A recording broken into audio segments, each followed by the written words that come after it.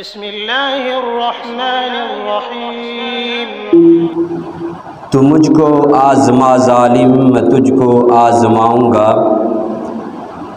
तू जितना जबर कर सकता है कर ले, बावजूद इसके मैं तूफ़ान बनकर उठूँगा, आंधी बनकर छाऊँगा। तू मुझको आज़मा ज़ालिम, मैं तुझको आज़माऊँगा। तू जितना जबर कर सकता है कर ले, बावजूद इसके मैं तूफ़ान बनकर उठूँगा, आंधी बनकर छाऊँगा। परस्तिश के लिए जितने बुत तुमने तराशे हैं, मैं एक एक करके तोड़ूँगा, मैं एक एक करके डाऊँगा। रसूल पाक ख़त्मुल मुरसलीन है, जो न मानेगा वो बेईमान है, मैं अहले ईमान को बताऊँगा। अगर चिढ़ते हैं काफिर नाराए ख़त्मे नबुव्वत से, अगर चिढ़ते हैं काफिर नाराए ख़त्मे नबुव्वत से, मैं ये नारा लगाता हूँ और मैं ये नारा लगाऊँगा। खुशां कातिल तू मुझको कत्ल कर नामे मोहम्मद पर, खुशां कातिल तू मुझको कत्ल कर नामे मोहम्मद पर, रसूलुल्लाह के आगे सुरखरू होकर तो जाऊँगा। मेरे मोहतरम प्यारे बुज़ुर्गों और हम उम्र नौजवान साथियों और प्यारे सामीन, आज आप हज़रात के सामने मैं जिस उन्वान पर गुफ्तगू करने लगा हूँ वो मेरा इंशाअल्लाह आज का मौजू 6 सितंबर 1974, 6 सितंबर 1965, 7 सितंबर 1974 ये दो उन्वान होंगे। ये दोनों उन्वान मुसलमानों के लिए और इनमें से एक बिलखुसूस पाकिस्तानियों के लिए एक बहुत ही मुसर्रत और खुश करने वाले और जज्बात को उभारने वाले उन्वान हैं। दोनों ही एक अहम मौजू और एक अहम मौके की यादगारें हैं। अगर यूँ कहा जाए तो दोनों ही बुनियादी चीज़ें हैं कि जिनके तहफ़्फ़ुज़ के लिए हमसे पहलों ने और पाकिस्तान के मुसलमानों ने, पाकिस्तान के बहादुर जवानों ने, मुजाहिदों ने, फ़ौजियों ने जो कुर्बानियाँ देकर हमें जो चीज़ें, दो इनाम दिए हैं, वो 6 सितंबर 1965 और 7 सितंबर 1974 यादगार उन्वान हैं। 6 सितंबर 1965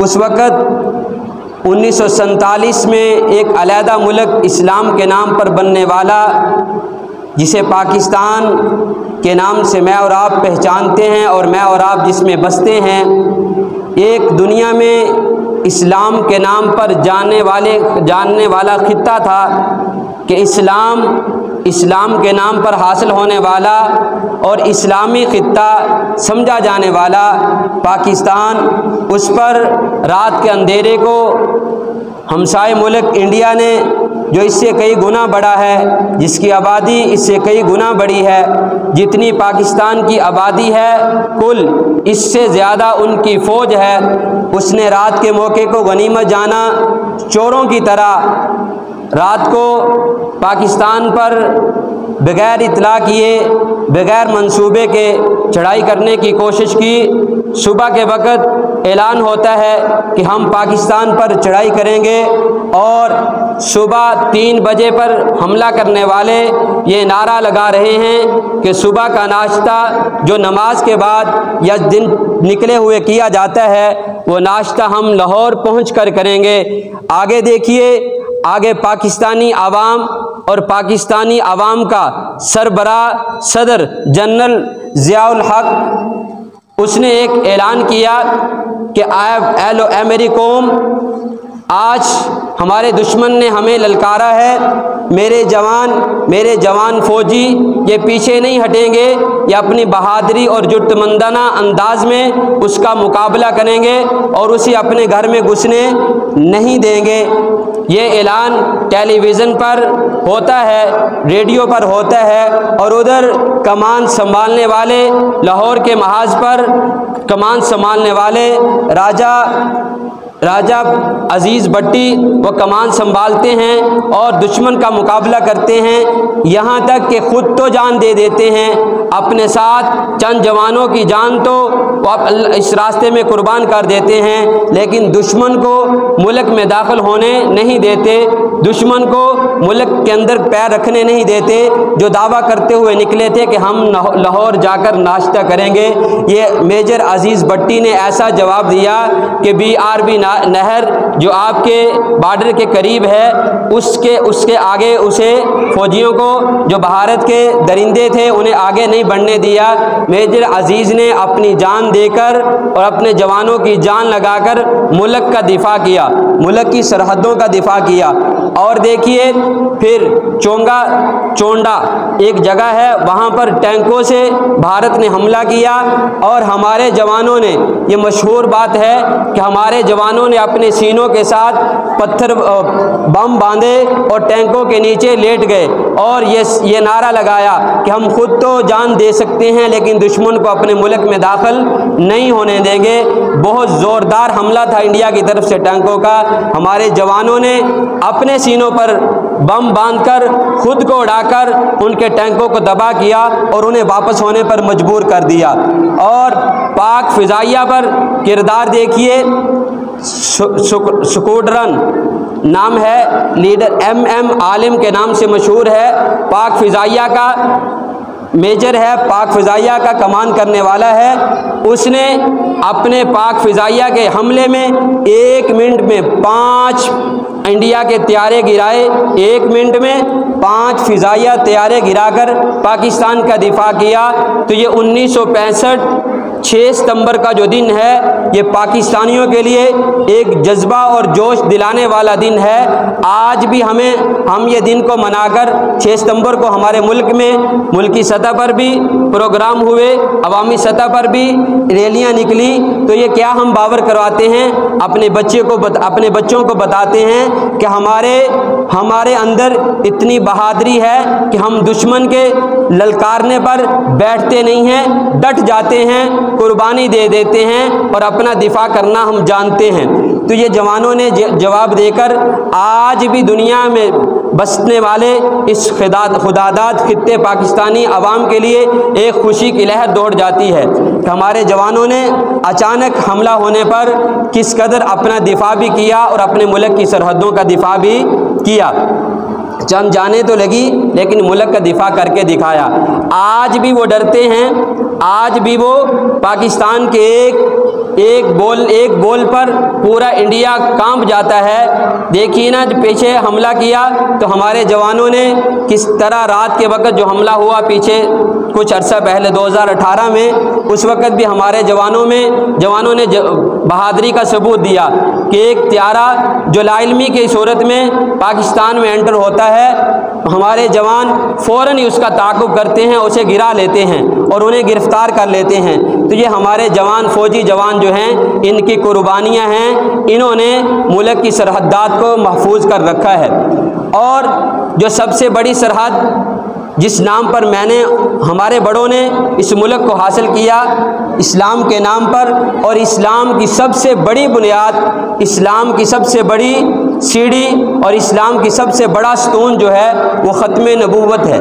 वो क्या है? ख़त्म नबूवत, जो आपके पाकिस्तान में 7 सितंबर 1974 में आपकी नेशनल असम्बली, जिसको आप कौमी असम्बली कहते हैं, और सेनेट में एक बिल मंजूर हुआ जिसने पूरी दुनिया के मुसलमानों के अंदर खुशी की लहर दौड़ा दी। क्या वो बिल कोई नया बिल था? नहीं, ये वही बिल था जो सहाबा की मजलिस में, जो सहाबा की पार्लियामेंट में, जो सहाबा की नेशनल असम्बली में जब अबू बकर का दौर है, फितना कादियानियत उठती है, मुसैलमा कज़्ज़ाब उठता है, तो सैयदना सिद्दीक़ अकबर रज़ियल्लाहु ताला अन्हु उसके ख़िलाफ़ ऐलान जंग करते हैं। तो तमाम सहाबा मुत्तफ़िक होते हैं, सैयदना सिद्दीक़ अकबर रज़ियल्लाहु ताला अन्हु के साथ मिलकर मुसैलमा कज़्ज़ाब का ताक़ुब करते हैं। और जितनी भी आज तक इस्लाम की जंगें हुई हैं, इस्लाम ने जितनी भी जंगें लड़ी हैं, अल्लाह के नबी सल्लल्लाहु अलैहि वसल्लम के ज़माने में 27 ग़ज़वात हुए, मशहूर गज़वा, पहला गज़वा जो गज़वा बदर है उसमें चंद सहाबा शहीद हुए, और उसके बाद फिर गज़वा ओहद में 70 सहाबा शहीद हुए। इस तरह जितने भी गज़वात हैं उसमें थोड़े थोड़े सहाबा शहीद हुए। लेकिन जब सैयदना सिद्दीक़ अकबर रज़ी अल्लाह ताला अन्हु ने तहफ़्फ़ुज़ नमूसे रिसालत, तहफ़्फ़ुज़ ख़त्म नबुव्वत की जंग लड़ी, आप सल्लल्लाहु अलैहि वसल्लम के जाने के बाद उस जंग में 1000-2000 के करीब सहाबा शहीद हुए, जिनमें 600 सहाबा वो थे जो कुर्रा सहाबा थे, जो कुरान पाक के हाफिज़ थे, वो सहाबा इकराम थे। ये इतनी बड़ी जंग थी, इतनी अहम जंग थी कि सहाबा ने इतनी कसीर तादाद में खून देकर आका अलैहिस्सलातु वस्सलाम के ख़त्म नबुव्वत का तहफ़्फ़ुज़ किया। और फिर यह सिलसिला चलता रहा। चलते चलते यही इत्तिहाद, यही करारदाद सहाबा के दौर में भी थी, ताबीन के दौर में भी थी, तबा ताबीन के दौर में भी थी। जो भी मुनकरे ख़त्म नबुव्वत होगा वो दायरा इस्लाम से खारिज है, वो काफिर है, वो मुर्तद है, उसके ख़िलाफ़ ऐलान जिहाद किया जाएगा और उसको कत्ल किया जाएगा। ये तमाम अदवार में चलता रहा। सैयदना सिद्दीक़ अकबर रज़ी अल्लाह तआला के दौर में यही, ताबीन के दौर में यही, तबा ताबीन के दौर में यही, फुक़हा के दौर में यही रहा। देखिए ना, इमाम आज़म अबू हनीफ़ा रहमहुल्लाह का दौर देखिए, फतवा चलता है। इमाम आज़म अबू हनीफ़ा रहमहुल्लाह तमाम अइम्मा के उस्ताद हैं, बड़े हैं, तमाम अइम्मा के इमाम हैं। वो कहते हैं जो आदमी नबुव्वत का दावा करे, दूसरा आदमी मुसलमान कहे कि मैं उससे जाकर दलील मांग लूँ, ये भी दायरा इस्लाम से खारिज हो जाएगा।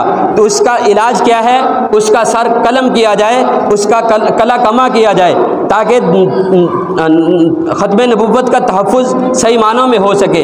ये सिलसिला चलता रहा। लेकिन जब बर्रे सग़ीर में अंग्रेज़ ने कदम रखा,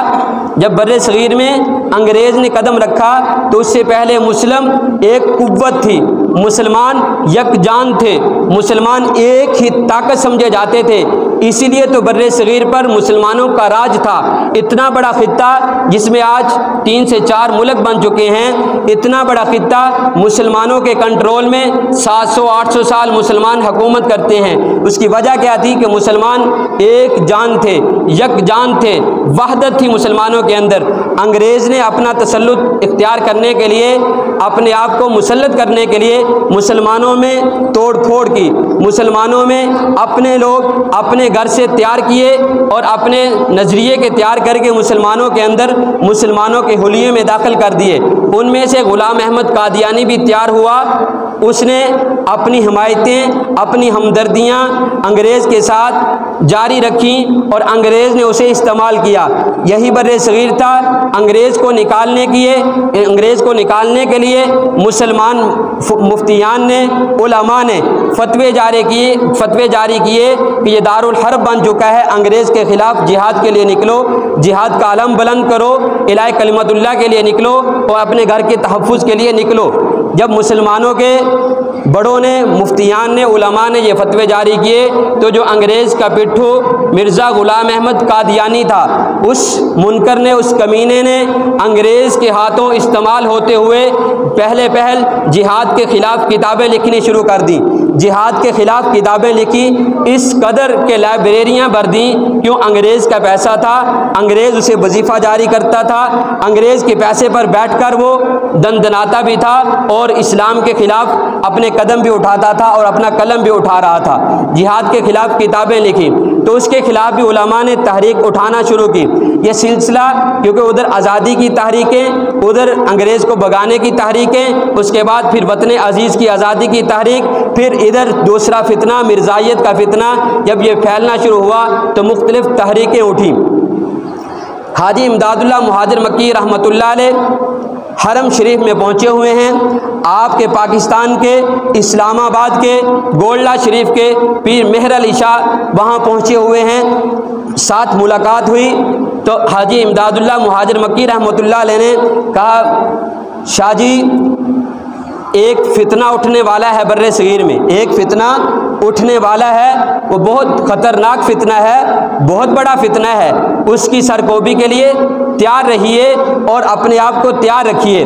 शाह साहब पीर मेहर अली शाह रहमतुल्लाह अलैह फरमाते हैं कि बाद में जब ये फितना उठा तो मेरे फ़ौरन जहन में आया कि ये वही फितना है जिसका हरम में बैठकर हाजी इमदादुल्लाह मुहाजिर मक्की रहमतुल्लाह अलैह ने इजहार किया था।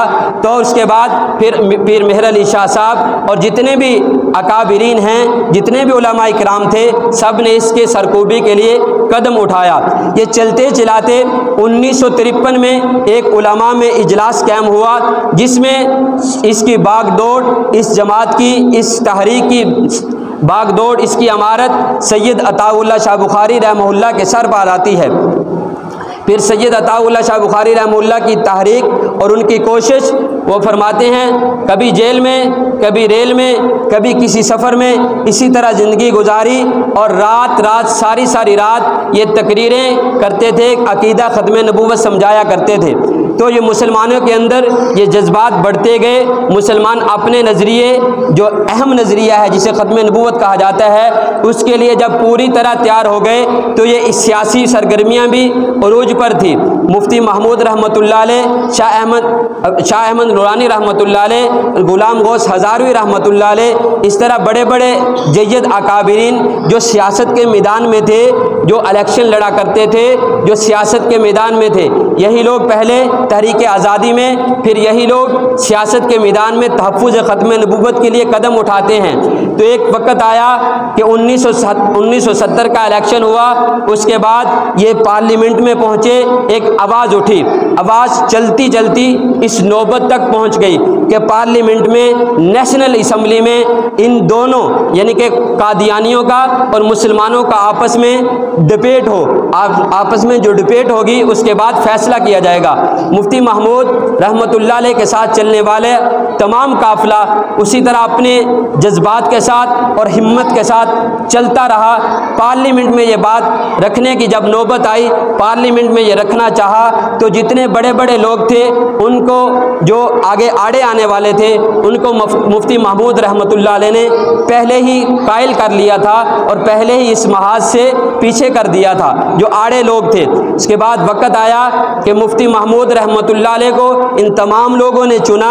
ये तमाम लोग जो आज हम अलग-अलग बातें करते हैं, ये तमाम वहदत में बैठे हुए तमाम उलमा अपनी अपनी जिम्मेदारियां निभा रहे थे। किसी की जिम्मेदारी बाहर के मामलात, किसी की जिम्मेदारी तहरीक को देखने की जिम्मेदारी, किसी की जिम्मेदारी डिबेट की तैयारी के लिए आप अपने दलाइल तैयार करें। ये सारी बातें हो रही हैं। मुफ्ती महमूद रहमतुल्लाह को ये मौका मिला कि आप असम्बली में खड़े होकर मिर्ज़ा नासिर के जवाबात देंगे। फिर बात चली मिर्ज़ाइयों में कि कोई हम अपना नुमाइंदा भेज देंगे। मुफ्ती महमूद रहमतुल्लाह की बसीरत देखिए, फ़ौरन कहा भुट्टो को कि हम किसी नुमाइंदे से बात नहीं करेंगे, मिर्ज़ा नासिर ख़ुद चल कर आएगा, उसके साथ 10-15 जितने आदमी वो चाहें अपने मुआवन ले आए, जो उसे हवाला जात दें, जो उसे किताबें खोल कर दें, लेकिन हमारे साथ जो गुफ्तगू करेगा वो मिर्ज़ा नासिर ही करेगा। क्यों? इसलिए कि कल ये हार जाएंगे असम्बली में, जब इनकी शिकस्त होगी तो बाहर जाकर कहेंगे हमारे तो ये छोटे लोग थे, मिर्ज़ा नासिर तो नहीं था, इसलिए उन्हीं को लाया जाए। फिर हमारे ये इसी तबके के लोग जो ख़त्म नबूवत के मोहरे थे, जो गुलाम गौस हज़ारवी, शाह अहमद नूरानी रहमतुल्लाह अलैह, ये तमाम लोग इन्होंने कहा कि मुफ्ती साहब आप खुद नहीं सवाल करो, आप ऐसे करो, आप सरकारी सतह पर अटार्नी जनरल जो है उसको आप सवाल समझाओ, उसे आप तैयारी करवाओ, वो सवाल करे, ताकि मिर्ज़ाइयों का ये जवाब भी ना हो, ये सवाल भी ना बने कि इन्होंने खुद सवाल किए हैं, हम लाजवाब हो गए तो क्या हुआ। ये सरकारी सतह पर होना चाहिए। तो मुफ्ती महमूद साहब ने भुट्टो को ये कहा कि आप अटार्नी जनरल को हमारी तरफ से तैयार कीजिए। मुफ्ती महमूद रहमतुल्लाह अलैह ने उन्हें सवाल सिखाए, सवाल तैयार करवाए, और जब नेशनल असम्बली में मुफ्ती महमूद रहमतुल्लाह ने उन्हें लाजवाब किया तो भुट्टो ने एक जुमला कहा, आज भी हमें दिल की तख्ती पर वो लिखना चाहिए। भुट्टो ने जुमला कहा कि देखिए मुफ्ती महमूद, तू जीत गया, मुफ्ती महमूद तू जीत गया, मैं हार गया। आज का कोई आदमी होता तो कहता वज़ीर आज़म हार गया और पार्लियामेंट का एक रुकन जो है वो जीत गया। मुफ्ती महमूद रहमतुल्लाह ने फ़ौरन कहा, भुट्टो साहब ना मैं जीता ना तू हारा, आज कुफर हार गया और इस्लाम जीत गया। क्या जुमले फरमाए? कहा भुट्टो साहब आज कुफर हार गया और इस्लाम जीत गया। तो उस वक्त जब ये करारदाद मंजूर हुई तो मुसलमानों ने, जिसके पीछे लाखों कुर्बानियाँ दी थी, एक दो नहीं लाखों, जेल बरो तहरीक इसी ख़त्म नबूवत के नाम पर चलती है। तो आप जैसे जो आज नौजवान बैठे हैं, बूढ़े बैठे हैं, ये बच्चे बूढ़े नौजवान सारे के सारे जेलों में जा रहे थे और जेलें कम पड़ गई थी और ये नौजवान अपने गड्ढों पर, अपने रेड़ों पर पहुंचकर कह रहे थे हमें गिरफ्तार किया जाए, रसूलुल्लाह के नाम पर हम गिरफ्तार होने के लिए तैयार हैं। मैंने पहले भी शायद ये वाक़या सुनाया हो कि ये एहसान नामी एक बच्चा जवान हुआ, शादी की डोली, शादी की बारात दुल्हन वाले के घर पहुंच चुकी है, ऐलान होता है तहरीक, जेल बरो तहरीक, और गोली चलती है। आपके मुल्क में गोली चलती है, ख़त्म नबूवत के मुजाहिदों पर गोली चलती है और आपके नौजवान, आप जैसे नौजवान इस्लाम के नाम लेवा, ख़त्म नबूवत के मुहाफ़िज़ अपने सीने तान कर खड़े होते हैं। उसका वालिद कहता है बेटा आपको मैंने शादी के लिए, आपकी ये खुशियाँ देखने के लिए मैंने नहीं आपको जवान किया, मैंने तो जिस दिन से तू आया मैंने तो तुझे इसलिए जवान किया, मैंने तो तेरे लाड इसलिए देखे कि तू ख़त्म नबूवत पर कुर्बान होगा, अपनी जान लगा देगा। उसी वक़्त बारात वहाँ छोड़ी, अपनी कुर्बानी देने के लिए वो नौजवान मैदान में कूदता है। उस वक़्त क्यों, अपना मुल्क था, अपना घर था, कानून नहीं था।